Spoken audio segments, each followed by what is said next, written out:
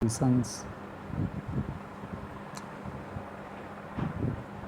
देखिए, 1 dimensional motion, 2 dimensional motion and 3 dimensional motion को अच्छे से समझने के लिए सबसे पहले हमें पता होना चाहिए कि 1 डायमेंशनल, 2 डायमेंशनल, 3 डायमेंशनल जो स्पेस है वो एक्चुअल में वो स्पेस होता क्या है।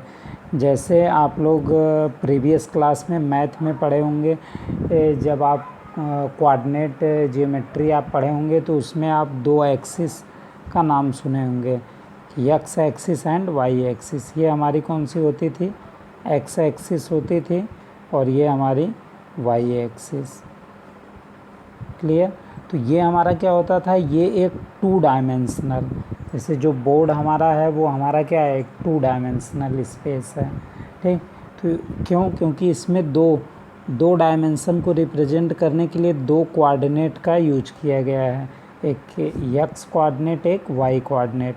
लेकिन अगर इसी में एक और कोऑर्डिनेट बढ़ा दिया जाए, जेड कोऑर्डिनेट अगर इसी में इंक्रीज हो जाए तब ये हमारा क्या हो जाएगा, 3 डायमेंशनल। लेकिन ये जेड कोऑर्डिनेट जो है, ये जो दिख रहा है कि एक्स और वाई दोनों के बीच में है, 45 डिग्री पे है, तो ऐसा नहीं है। एक्चुअल में ये क्या होता है कि ये एक्स और वाई के परपेंडिकुलरली जो हमारा बोर्ड है उसके ऊपर यहाँ से ये ऊपर के डायरेक्शन में होगा, 90 डिग्री का एंगल क्रिएट करेगा। ये वाई एक्सिस के साथ भी और ये एक्स एक्सिस के साथ भी 90 डिग्री का एंगल क्रिएट करेगा। जैसे हम किसी रूम का एक कॉर्नर ले लें, एक कॉर्नर पे एकदम नीचे आप देखेंगे तो एक साइड आप देखेंगे, एक साइड जो उसका है उसको आप एक्स एक्सिस कंसीडर कर लीजिए, फिर उसी कॉर्नर से दूसरी साइड जो है उसको वाई, और जो ऊपर की तरफ साइड कॉर्नर से गई है वो हमारा क्या हो जाएगा, जेड एक्सिस। तो अब देखिए तीनों के बीच में क्या है, जो तीनों लाइंस हमें दिख रही हैं, इन तीनों लाइंस के बीच में 90 डिग्री का एंगल क्रिएट हो रहा है। एकदम रूम के कॉर्नर में एकदम नीचे ज़मीन पे जब आप देखेंगे तो वहाँ से जो जॉइंटिंग है फर्श और एक तरफ की दीवार को जो जोड़ रही है लाइन वो एक्स एक्सिस, फर्श और दूसरी तरफ की दीवार को जो जोड़ रही है लाइन वो वाई एक्सिस, और दोनों दीवारों को जो लाइन जोड़े हुए है वो हमारा क्या होगा, जेड एक्सिस होगा। ठीक, तो ये हमारा जो इस तरीके से जब 3 कोऑर्डिनेट होते हैं तब ये हमारा क्या होता है, 3 डायमेंशनल स्पेस होता है। ठीक, 1 डायमेंशनल स्पेस में केवल हम एक कोऑर्डिनेट का यूज करेंगे, 2 डायमेंशनल स्पेस में हम 2 कोऑर्डिनेट का यूज करेंगे, 3 डायमेंशनल स्पेस के लिए हम 3 कोऑर्डिनेट्स का यूज करेंगे, एक्स वाई जेड तीनों का। क्लियर? अब देखिए, एक 1 डायमेंशनल स्पेस अगर हमें लेना है तो हमें क्या लेना होगा, केवल एक कोऑर्डिनेट होना चाहिए। ठीक, मीन्स एक स्ट्रेट लाइन के अलोंग अगर कोई भी अगर हम बात करें मोशन की कि 1 डायमेंशनल मोशन, तो 1 डायमेंशनल मोशन क्या होगा कि कोई भी एक ऐसा मोशन जो किसी स्ट्रेट लाइन के अलोंग होता है वो हमारा क्या कहलाता है, 1 डायमेंशनल मोशन। जैसे अगर कोई ट्रेन जा रही है एक स्ट्रेट पटरी पर, एक एकदम सीधी पटरी पर एक ट्रेन जा रही है तो उसका मोशन हमारा क्या होगा, 1 डायमेंशनल मोशन होगा। क्लियर? देखिए जैसे यहाँ पे कि the motion of an object is said to be 1 dimensional if only one of the 3 coordinates specifying the position of the object changed with time. ठीक, और जो ये हमारा 1 डायमेंशनल मोशन होता है इसको हम रेक्टिलिनियर मोशन या फिर लीनियर मोशन भी कहते हैं। जैसे यहाँ पे फिगर में आप देखिए, यहाँ पे दिखाया गया है ना कि कोई ऑब्जेक्ट है वो पहले कहाँ था, P1 पॉइंट पे था, अब फिर कहाँ पहुँच गया, P2 पॉइंट पे। तो ये सिर्फ किसके लॉन्ग मूव कर रहा है, एक्स एक्सिस के लॉन्ग मूव कर रहा है, तो इसलिए इसका जो मोशन होगा वो मोशन कैसा होगा, 1 डायमेंशनल मोशन होगा। क्लियर? एग्जाम्पल दिए गए हैं motion of A train along a straight track, motion of A freely falling body. Freely falling body का मतलब क्या है कि अगर कोई भी वस्तु फ्रीली ऊपर से गिर रही है, जैसे किसी पेड़ में लगा हुआ कोई फल अगर अपने आप, आंधी से नहीं, अपने आप वो टूट के अगर गिरे, अपने आप टूट के गिरेगा तो वो सीधे क्या होगा, इस तरीके से ज़मीन पे आएगा, एकदम सीधे स्ट्रेट लाइन के अलॉन्ग आएगा। तो ये अब ये एक्स एक्सिस के अलॉन्ग मूव नहीं कर रहा है, बल्कि किसके अलॉन्ग मूव कर रहा है, वाई एक्सिस।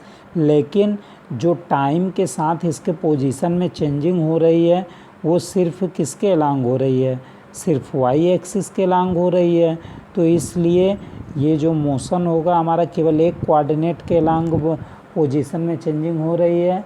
तो ये मोशन जो होगा वो हमारा कैसा मोशन होगा, वन डायमेंशनल मोशन होगा। ठीक, अब ऐसे ही अगर हम बात करें टू डायमेंशनल मोशन की, तो अगर किसी ऑब्जेक्ट के पोजीशन में जो चेंजिंग हो रही है उसको स्पेसिफाई करने के लिए, उसको बताने के लिए, रिप्रेजेंट करने के लिए अगर हमें कम से कम दो कोऑर्डिनेट की आवश्यकता पड़े, तब वो मोशन क्या कहलाता है, हमारा एक टू डायमेंशनल मोशन होता है। जैसे अगर कोई एक लेबल्ड प्लेन रोड है, प्लेन रोड है तो प्लेन रोड होगा तो वो क्या होगा, इस तरह से चौड़ा भी होगा।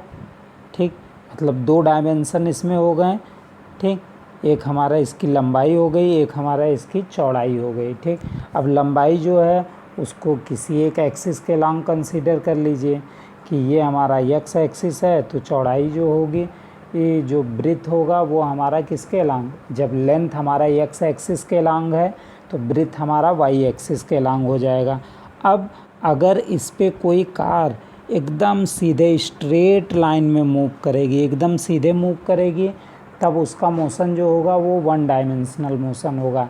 लेकिन अगर वो स्ट्रेट कार इस पे क्या करे, जिग जैग मोशन करे, इस तरह से कि इधर उधर घूमते हुए, जैसे कभी आप लोग देखते होंगे कि सड़क पे लोग बाइक वाले जो होते हैं वो एक तरफ से दूसरे तरफ तक पूरा घूमते हुए जाते हैं, पूरी सड़क को कवर करके जाते हैं, जिग जैग मूव करते हुए जाते हैं। तो अब देखिए, क्योंकि ये एक्स एक्सिस के अलॉन्ग भी मूव कर रहा है, देखिए एक्स एक्सिस के अलॉन्ग तो ये इतना मूव किया, और वाई एक्सिस के अलॉन्ग भी लगातार ये क्या कर रहा है, मूव कर रहा है। ठीक, क्योंकि वाई एक्सिस के अलॉन्ग भी इसके मोशन में चेंजिंग हो रही है। तो इसलिए जो इसका मोशन होगा वो हमारा कैसा मोशन होगा, टू डायमेंशनल मोशन होगा। क्यों, क्योंकि इसके मोशन को रिप्रेजेंट करने के लिए हम चाहें कि केवल एक एक्सिस, केवल एक्स एक्सिस या केवल एक्स कोऑर्डिनेट से हम इसको रिप्रेजेंट कर दें, इसके मोशन को हम उसके पोजीशन में होने वाली एक्चुअल चेंजिंग को बता दें, तो हम ऐसा नहीं कर पाएंगे। हमें इसके मोशन को रिप्रेजेंट करने के लिए दो डायमेंशंस की आवश्यकता होगी, दो कोऑर्डिनेट्स की आवश्यकता होगी, एक्स और वाई। अब ये ज़रूरी नहीं है कि आप एक्स और वाई, दो कोऑर्डिनेट कोई भी हो सकता है, वाई और जेड या फिर जेड और एक्स, कोई भी दो कोऑर्डिनेट होगा तो वो हमारा क्या हो जाएगा, टू डायमेंशनल मोशन। अब टू डायमेंशनल मोशन का आप एग्जांपल भी समझ गए कि अगर कोई जिग जैग किसी लेबल्ड रोड पर, लेबल्ड रोड का मतलब जो रोड है उसमें जर्किंग ना हो। ठीक, क्योंकि अगर जर्किंग होगी तो वहाँ पे तीनों चीज़ें आ जाएंगी। पहली बात तो उसमें लंबाई होगी, चौड़ाई होगी, फिर गहराई और ऊंचाई हो जाएगी। तो गहराई ऊंचाई का मतलब उसका तीसरा डायमेंशन भी इंक्लूड हो जाएगा, जेड एक्सिस। तब वो मोशन क्या हो जाएगा, हमारा थ्री डायमेंशनल मोशन हो जाएगा। तो इसलिए यहाँ पे बात की जा रही है कि रोड हमारा कैसा होना चाहिए, लेबल्ड रोड होना चाहिए। मतलब जो रोड है वो एकदम हमारा प्लेन होना चाहिए, उस पर जर्किंग नहीं होनी चाहिए। इसे देखिए यहाँ पे दिखाया गया है कि कोई ऑब्जेक्ट पहले कहाँ था, P1 पॉइंट पे था। तो पहले P1 पॉइंट पे था तो उसके पोजीशन को रिप्रेजेंट करने के लिए हम x1 y1 दो कोऑर्डिनेट का इस्तेमाल किए। फिर वो कहाँ पहुँच गया, P2 पर। तो अब देखिए ये जब P1 से P2 पे पहुँचा है तो यहाँ पे इसके पोजीशन में यक्स और वाई एक्सिस दोनों के अलोंग, जैसे यहीं था P1 यहाँ था, P1 यहाँ था, तो यक्स एक्सिस पे उसका पोजीशन इतने दूर था, वाई एक्सिस पे इतने पे था। फिर वो मूव करता हुआ कहाँ पहुँचा, P2 पे। तो P2 पे अब देखिए यक्स एक्सिस पे अब उसका पोजीशन कहाँ हो गया, यहाँ हो गया। तो यक्स एक्सिस के अलोंग पोजीशन बदला कि नहीं, पहले पोजीशन यक्स एक्सिस के अलोंग यहाँ था, अब पोजीशन यहाँ हो गया। तो पोजीशन में चेंजिंग हुई टाइम के साथ, ठीक, यक्स एक्सिस के अलोंग। अब पहले पोजीशन वाई एक्सिस के अलोंग यहाँ था, अब कहाँ है, यहाँ पर है, ठीक। तो अब वाई एक्सिस में भी चेंजिंग हुई, तो दोनों एक्सिस में, दो एक्सिस में दो कोऑर्डिनेट्स में चेंजिंग हो रही है। हमें उसके इनिशियल और फाइनल पोजीशन को रिप्रेजेंट करने के लिए दो कोऑर्डिनेट्स का यूज करना पड़ रहा है, दो कोऑर्डिनेट्स की रिक्वायरमेंट हो रही है। तो इस तरीके का मोशन हमारा क्या होगा, 2 डायमेंशनल मोशन होगा। क्लियर। देखिए यहाँ पे दिया गया है कि motion of planets around the sun, sun के अराउंड जो प्लैनेट मूव करते हैं वो भी क्या होते हैं, 2 डायमेंशनल मोशन में मूव करते हैं। A car moving along a zig zag path on a level road.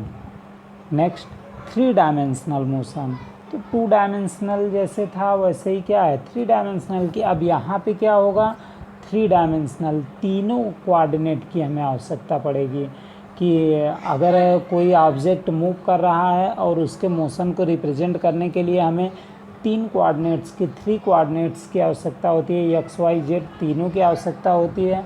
तब ऐसे ऑब्जेक्ट का जो मोशन होता है वो मोशन क्या कहलाता है, 3 डायमेंशनल मोशन कहलाता है। जैसे देखिए यहाँ पे एक पार्टिकल था, पहले पॉइंट P1 पे था और उसका पोजीशन रिप्रेजेंट करने के लिए हमें आवश्यकता पड़ी x1 y1 z1 तीनों कोऑर्डिनेट की। वो कहाँ पहुँचा, P2 पर पहुँचा, फिर x1 x2 y2 z2। अब जैसे मान लीजिए कोई पक्षी है, आकाश में उड़ रहा है, आप उसको, कोई पक्षी है आकाश में उड़ रहा है, तो उससे पहले वो कहीं पे किसी ज़मीन पर, या फिर मान लीजिए ज़मीन पर छोड़िए क्योंकि ज़मीन पे लेंगे तो प्लेन हो जाएगा। मान लीजिए कहीं किसी ऊंचाई पर वो बैठा हुआ था, एक पेड़ की डाली पर बैठा हुआ था पक्षी। तो वहाँ पे अब आप जहाँ पे खड़े हैं वहाँ से एक्स एक्सिस, वहाँ से वो कुछ दूरी पर होगा, कुछ ऊंचाई पर होगा, ठीक। तो एक्स वाई जेड तीनों चीज़ों की आपको आवश्यकता पड़ेगी वहाँ से, कि वो आपसे एक्स एक्सिस के अलोंग कितनी दूरी पर है, वाई एक्सिस के अलोंग कितनी दूरी पर है और जेड एक्सिस के अलोंग कितनी दूरी पे है। फिर जब वो आकाश में उड़ने लगेगा तब उसका पोजीशन फिर से आपको वही तीनों कोऑर्डिनेट के अलोंग देखना होगा। तो इस तरीके से अगर कोई ऑब्जेक्ट मूव कर रहा है और उसके कोई ऑब्जेक्ट मूव कर रहा है और उसके मोशन को वो हमें स्पेसिफाई करने के लिए 3 कोऑर्डिनेट्स की रिक्वायरमेंट होती है। तो ऐसा जो मोशन होता है वो हमारा 3 डायमेंशनल मोशन होता है। क्लियर। इसका example, A kite flying on A windy day, motion of an aeroplane in space. Next distance and displacement. Distance क्या होता है कि जब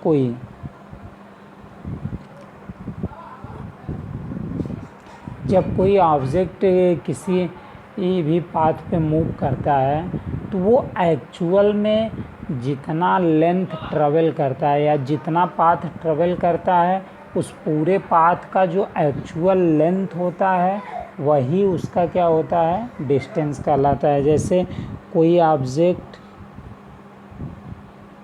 ए से चला, बी पे पहुंचा, बी से चला, सी पर पहुंचा, ठीक। तो अब इसके द्वारा ट्रेवल किया गया जो डिस्टेंस होगा वो कितना हो जाएगा, AB प्लस BC हो जाएगा। क्लियर। कि डिस्टेंस सीधे सीधे क्या होता है कि किसी ऑब्जेक्ट के द्वारा ट्रेवल किए गए टोटल पाथ का जो लेंथ होता है वही उसका क्या होता है, डिस्टेंस होता है। ठीक, अब डिस्टेंस जो होता है इसका कोई भी स्पेसिफाइंग डायरेक्शन नहीं होता है, केवल इसके पास मैग्नीट्यूड होता है। इसलिए डिस्टेंस हमारी कैसी क्वांटिटी है, डिस्टेंस जो है वो स्केलर क्वांटिटी, क्योंकि अब देखिए कहाँ डायरेक्शन है। हम टोटल डिस्टेंस हमारा कितना हो गया, AB प्लस BC, क्लियर। अब इसका डायरेक्शन आप किसके लॉन्ग कहेंगे, AB के लॉन्ग कहेंगे या BC के लॉन्ग कहेंगे। ठीक, ऐसे ही मान लीजिए और मूव कर जाता, D पे पहुंच जाता, फिर E पे पहुंच जाता, तो AB plus BC plus CD plus DE, तो यहाँ पे कोई भी इसका डायरेक्शन नहीं होता है। तो इसलिए ये क्या होता है, हमारा जो डिस्टेंस है वो एक स्केलर क्वांटिटी होती है और इसके पास केवल मैग्नीट्यूड होता है, डायरेक्शन नहीं होता है, क्लियर।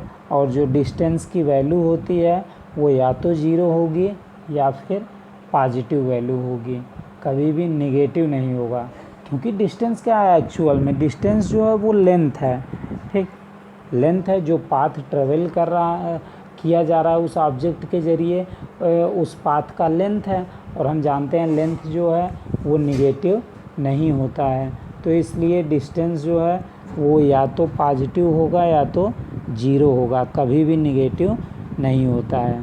ठीक, अब डिस्प्लेसमेंट, नेक्स्ट डिस्प्लेसमेंट क्या होता है कि अगर कोई ऑब्जेक्ट हम ले रहे हैं तो वो जब मूव करना स्टार्ट करेगा तो उसका कोई एक इनिशियल पॉइंट होगा। जैसे ऑब्जेक्ट A से मूव करना स्टार्ट किया, A से वो B पे पहुंचा, B से वो C पर पहुंचा, तो उस ऑब्जेक्ट का इनिशियल पॉइंट क्या होगा, A होगा, फाइनल पॉइंट क्या होगा, C होगा।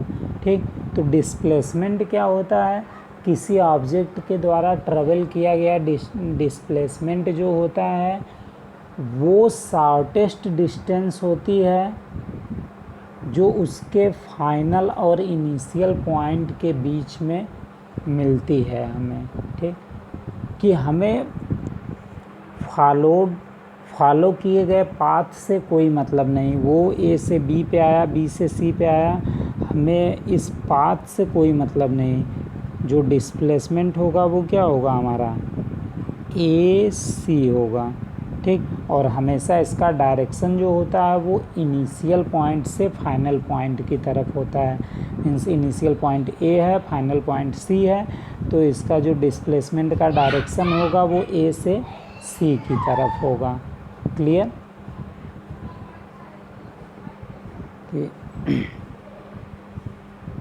तो अब हम देखें कि डिस्प्लेसमेंट जो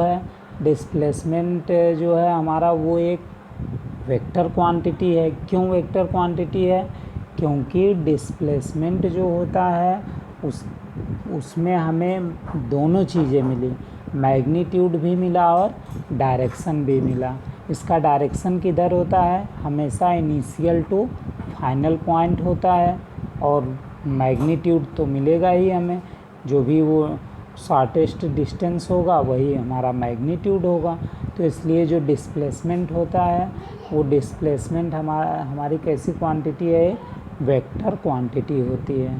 ठीक, अब जो वेक्टर क्वांटिटी है तो ये जो डिस्प्लेसमेंट होता है ये हमारा 0 भी हो सकता है, पॉजिटिव भी हो सकता है और नेगेटिव भी हो सकता है। अब नेगेटिव कैसे होगा, जैसे अगर एक हम ओरिजिन ले लिए O, यहाँ से हम किसी ऑब्जेक्ट की पोजीशन को ऑब्जर्व किए हैं, पहले उसका पोजीशन क्या था, x1 पर था। ठीक, या छोड़िए x1 ना लेके न्यूमेरिकल वैल्यू लेते हैं, मान लीजिए कितने पे था, 5 मीटर। ये हमारा ओरिजिन है जहाँ से हम ऑब्जर्वेशन कर रहे हैं, पॉइंट P1। पहले ऑब्जेक्ट हमारा क्या था, पॉइंट P1 पे था, इनिशियल पॉइंट। अब फाइनल पोजीशन उसकी कहाँ हो गई, P2 पर। अब इसकी डिस्टेंस कितना है, मान लीजिए 15 मीटर। तो अब जो डिस्प्लेसमेंट होगा वो क्या होगा हमारा, इनिशियल और फाइनल पोजीशन के बीच की शॉर्टेस्ट डिस्टेंस मीन्स इतना केवल। तो फाइनल माइनस इनिशियल करेंगे, 15 माइनस 5 कितना आ गया, 10 मीटर। ठीक, तो ये तो हो गया। अब अगर यही फाइनल पोजीशन यहाँ P2 पे ना होके फाइनल पोजीशन यहाँ आ जाता और नज़दीक की तरफ P2 यहाँ हो जाता और ये कितना हो जाता हमारा 2.5 मीटर। क्लियर, फाइनल पोजीशन हमारा ओरिजिन की तरफ शिफ्ट हो गया और जो कि अब कितना हो गया 2.5। तब डिस्प्लेसमेंट कितना आएगा, फिर फार्मूला वही रहेगा, फाइनल माइनस इनिशियल, तो माइनस 2.5 मीटर। क्लियर, तो इसलिए जो डिस्प्लेसमेंट होता है उसकी वैल्यू नेगेटिव भी हो सकती है, पॉजिटिव भी हो सकती है और जीरो भी हो सकती है। क्लियर, अब जो डिस्प्लेसमेंट होता है हमारा, वो डिस्प्लेसमेंट केवल इनिशियल और फाइनल पॉइंट पर डिपेंड करेगा, फॉलोड पाथ पर वो डिपेंड नहीं करेगा। जैसे हम ले रहे हैं कि ए से बी पर कोई ऑब्जेक्ट आया, बी से सी पर आया, ठीक, तो हमें कुछ डिस्प्लेसमेंट इसका मिल गया।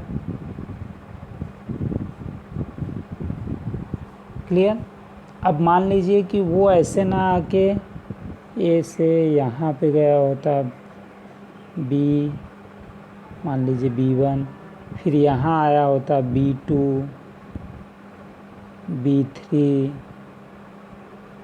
B4, B5, अब इसके बाद वो C पर आता।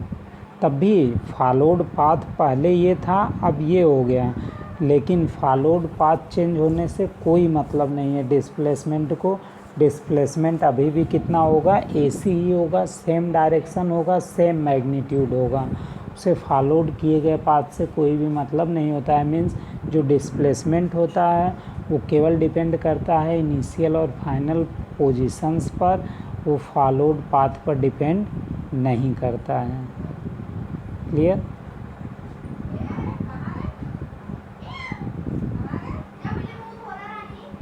नेक्स्ट स्पीड क्या होता है, rate of change of position of an object with time in any direction is called its speed. या सीधे सीधे कह सकते हैं कि पर यूनिट टाइम में ट्रेवल किया गया जो डिस्टेंस होगा वो क्या होगा, स्पीड कहलाता है। कि पर यूनिट टाइम में मीन्स 1 सेकेंड कह लें या 1 मिनट कह लें या 1 आवर कह लें, वो डिपेंड करता है कि हम जो मेजरमेंट कर रहे हैं वो किस यूनिट में, किस सिस्टम में करना चाहते हैं, तो उसके अकॉर्डिंग इसीलिए यहाँ पे इस्तेमाल किया जाता है टर्म का कि यूनिट टाइम। अब यूनिट टाइम में 1 कुछ भी आप कंसीडर कर सकते हैं, ठीक। तो जो स्पीड होता है यूनिट टाइम में ट्रेवल किया गया जो डिस्टेंस होता है वो क्या कहलाता है, स्पीड कहलाता है, या कह सकते हैं rate of change of distance with time in any direction is called its speed. इसका फार्मूला क्या होता है, स्पीड बराबर distance upon time interval. Clear, अब जो डिस्टेंस है ये हमारे कैसी है, क्योंकि एनी डायरेक्शन कहा जा रहा है, मीन्स स्पीड जो है स्पीड का कोई डायरेक्शन नहीं है, केवल इसके पास मैग्नीट्यूड होता है, इसलिए ये एक स्केलर क्वांटिटी है। जब स्पीड एक स्केलर क्वांटिटी है तो इसकी जो वैल्यूज होती हैं वो 0 हो सकती हैं या तो पॉजिटिव हो सकती हैं, नेगेटिव वैल्यूज नहीं हो सकती हैं। क्यों, क्योंकि स्पीड बराबर फार्मूला मिला है distance upon travel, distance upon time. तो डिस्टेंस और टाइम, जो डिस्टेंस है वो हम जानते हैं कि नेगेटिव नहीं हो सकता, केवल पॉजिटिव होगा या 0 होगा। टाइम जो है वो भी नेगेटिव नहीं होगा, टाइम कभी -2 सेकेंड में आप कोई वर्क कर सकते हैं? नहीं कर सकते। -2 सेकेंड में 5 मीटर चल सकते हैं? नहीं चल सकते हैं। टाइम भी निगेटिव नहीं हो सकता, डिस्टेंस भी निगेटिव नहीं हो सकता, तो क्या स्पीड किसी कंडीशन में निगेटिव हो सकती है? नहीं हो सकती है। ठीक, तो इसलिए ये जो स्पीड है वो या तो 0 होगी या तो पॉजिटिव वैल्यू होगी। ठीक, different types of speed. First, uniform speed. Uniform speed क्या होता है कि जब कोई object equal interval of time में इक्वल डिस्टेंस ट्रेवल करता हो, तब उसकी स्पीड को हम यूनिफॉर्म स्पीड कहते हैं। जैसे कोई ऑब्जेक्ट ले लिया गया ओ, ये पहले 2 सेकेंड में कितना डिस्टेंस ट्रेवल किया? 5 मीटर।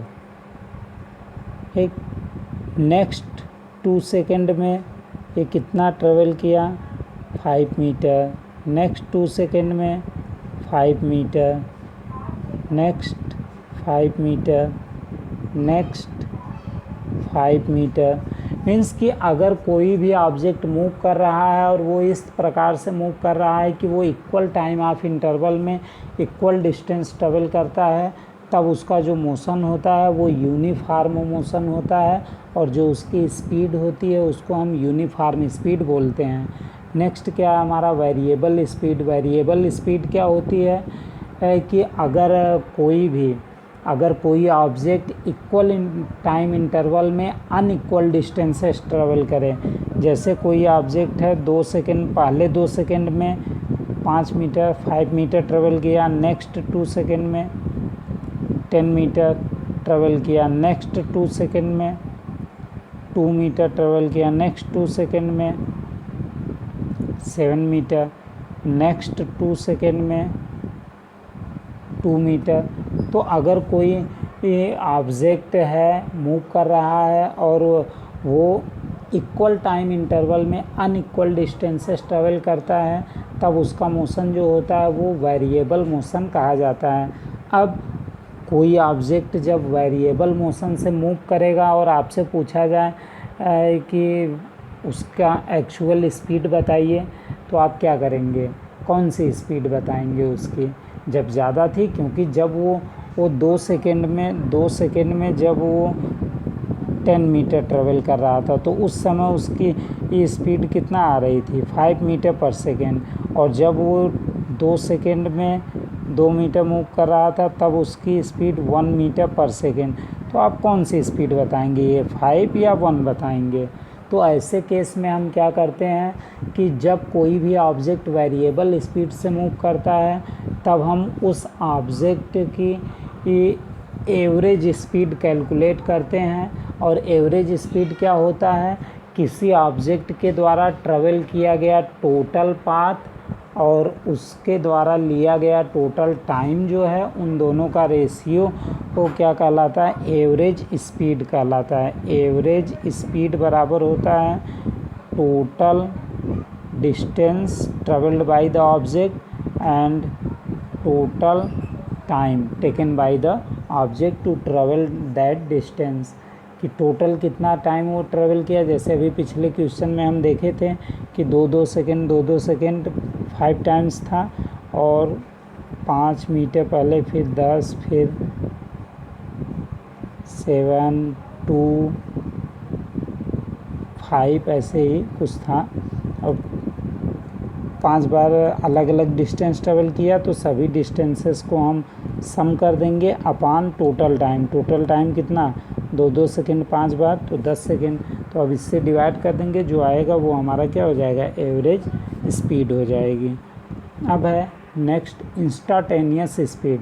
इंस्टाटेनियस स्पीड क्या होती है कि जब कोई भी ऑब्जेक्ट मूव कर रहा है किसी स्पीड से, वेरिएबल स्पीड से, तो किसी पार्टिकुलर टाइम पर उसकी जो स्पीड होती है वो उसकी इंस्टाटेनियस स्पीड कही जाती है। जैसे कोई ऑब्जेक्ट मान लीजिए 9 बजे से 9 o'clock से चलना स्टार्ट किया, वो 9:30 तक मूव कर रहा है। तो अब 9:15 टू 9:15 पर जो उसकी स्पीड होगी वो क्या होगी, उसकी इंस्टाटेनियस स्पीड होगी। या ऐसे ही 9:10 पे जो स्पीड होगी, मीन्स किसी पार्टिकुलर किसी एग्जैक्ट टाइम पर अगर हम किसी भी ऑब्जेक्ट की स्पीड को कैलकुलेट करते हैं तो वो स्पीड क्या कहलाती है, उसकी इंस्टाटेनियस स्पीड कहलाती है। अब हम मान लेते हैं कोई ऑब्जेक्ट मूव कर रहा है, वो डेल्टा टाइम इंटरवल में डेल्टा एक्स डिस्टेंस ट्रेवल कर रहा है, तब उसकी इंस्टाटेनियस जो स्पीड होगी, इंस्टाटेनियस स्पीड जो होगी उस इंस्टाटेनियस स्पीड को हम कैलकुलेट करने के लिए limit delta T tends to 0 delta X upon delta T. अब लिमिट यहाँ पे क्यों लिया गया, क्योंकि डेल्टा टी जो है वो टाइम इंटरवल है। टाइम इंटरवल का मतलब दो अलग अलग टाइम के बीच का जो गैप है, तो गैप जब एकदम कम होगा तो दोनों टाइम एक पर ओवरलैप करेंगे और एग्जैक्ट एक टाइम पर हमें उसकी स्पीड पता चलेगी। तो इसीलिए डेल्टा टी को क्या किया गया है, डेल्टा टी टेंस टू 0 यहाँ पे लिमिट ली गई है। और जब हम लिमिट लेंगे तो ये डेल्टा जो है वो हमारा कन्वर्ट हो जाएगा डिफरेंशिएशन में, डेरिवेटिव के फॉर्म में। तो क्या मिल जाएगा, dx अपॉन dt। मीन्स ये क्या है हमारा, यक्स का डेरिवेटिव है with respect to t, means derivative of distance with respect to time जो होता है वो हमारा क्या होता है, इंस्टाटेनियस स्पीड होता है। जो किसी भी बाइक या किसी कार में जो स्पीडोमीटर लगा होता है वो एक्चुअल में इंस्टाटेनियस स्पीड को ही बताता है। इसीलिए उसकी जो रीडिंग्स होती हैं वो लगातार फ्लैक्चुएट होती रहती हैं, कम ज़्यादा होती रहती हैं। वो क्या करता है, इंस्टाटेनियस स्पीड को वो कंटिन्यूअसली मेजर करके बताता रहता है। क्लियर। यहाँ पे देखिए, uniform speed, variable speed, average speed and instantaneous speed.